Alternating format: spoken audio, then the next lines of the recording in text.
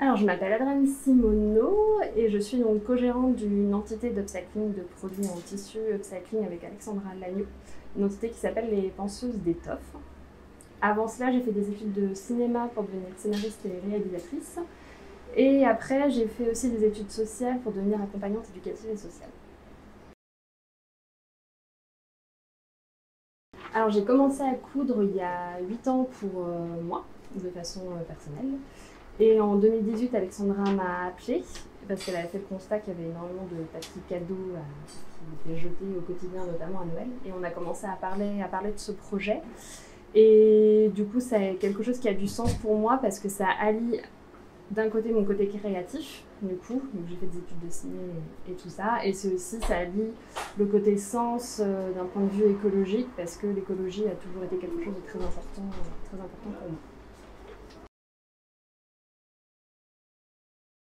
Alors en fait, les Penseuses d'étoffe fait partie d'une entité globale et d'une entreprise qui s'appelle Hazel. Donc on a les penseuses où d'un côté on récupère des tissus de seconde main avec lesquels on va faire des produits comme des couvre-plats, des rouleaux d'essuie-tout. Donc on propose des solutions concrètes pour réduire au quotidien les déchets et au quotidien des gens. Et de l'autre côté, on a aussi une entité qui s'appelle Colambole, par le biais duquel Alexandra fait des animations autour de l'environnement et avec lesquelles elle sensibilise. Alors, on travaille à deux. C'est moi qui couds et avec Alexandra, comme elle gère l'animation. Du coup, moi j'ai la partie penseuse, je suis gérante de la partie penseuse et Alexandra gère Colambole.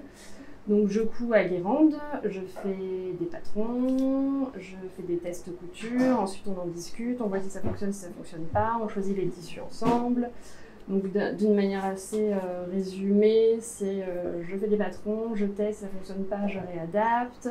On récupère des tissus entre temps, on fait des patrons finales, on coupe, on coupe et ensuite on vend.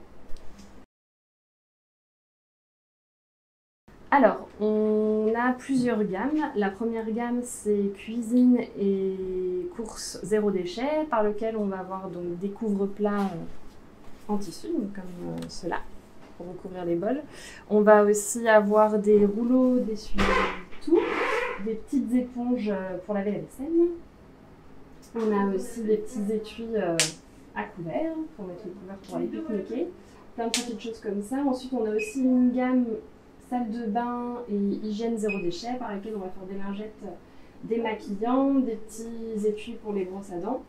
On a aussi une gamme décoration et accessoires avec laquelle on va faire par exemple des bandeaux ou des chouchous, des petits accessoires cheveux et aussi des petites boucles d'oreilles. Et on a aussi une gamme bébé et maternité avec laquelle on va faire des bavoirs, des bandanas, des protège-épaules, des tapis allongés nomades pour les enfants.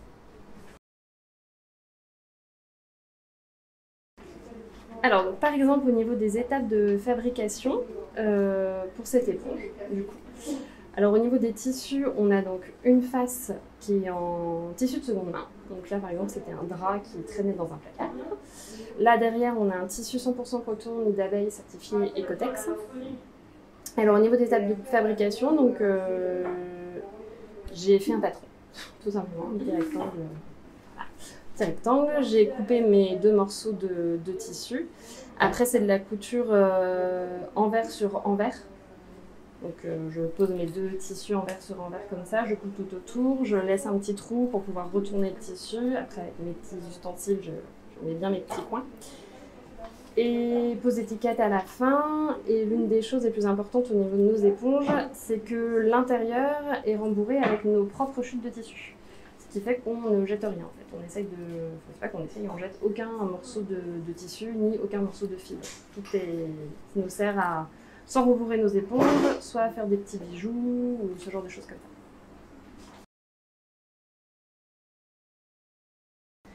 Alors les valeurs, elles sont autour de l'humain et de l'écologie. C'est de là d'ailleurs que va découler toute notre méthode de travail. Au niveau de la méthode de travail, on va donc récupérer des tissus de seconde main au maximum pour tous nos produits. Tous les tissus neufs vont être des tissus qui ont forcément une certification, soit Ecotech, soit Biogot, soit qui sont adaptés pour le contact alimentaire. On va aussi faire des choses autour de l'entreprise, comme par exemple notre site internet est sur un hébergeur qui est français et qui fait attention à son impact écologique au quotidien. Tous les patrons, on les fait dans des cartons de seconde main. Nos envois de colis sont faits aussi dans des cartons de seconde main. On fait plein de petites choses comme ça. Et l'une des choses qu'on fait aussi, c'est la consigne. On a mis en place une consigne chez les Penseuses Étoffes. Ça veut dire que le client peut nous ramener son produit une fois qu'il est très abîmé parce qu'il a beaucoup utilisé. Et il a le droit à un bon d'achat sur un prochain achat chez nous. Donc ça nous permet de gérer même le potentiel déchet que va devenir notre produit à un moment donné et justement d'éviter que ça devienne un déchet trop vite. C'est compliqué de faire l'équilibre entre trouver de la matière première la plus éco-responsable possible, mais tout en pouvant faire des prix qui sont justes pour le consommateur et tout en étant aussi justes pour notre propre rémunération. C'est une gymnastique de tous les instants.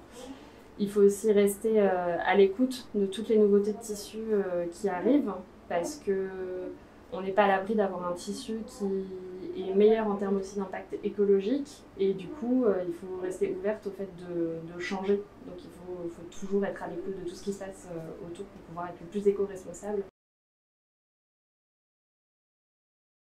Recherche et développement, tout se passe à Guérande et on réfléchit à tout avec Alexandra. Après, au niveau de la recherche, ça passe par l'écoute des gens, les besoins des gens. On en parle beaucoup avec nos familles, avec les gens qui viennent vers nous. Des fois, c'est eux qui nous apportent des idées aussi. Donc, il faut rester à l'écoute, en fait, tout simplement. La démarche des fêlés, elle est évidente au niveau biologie, au niveau local aussi, à faire attention aux moindres produits, comment c'est fait, etc.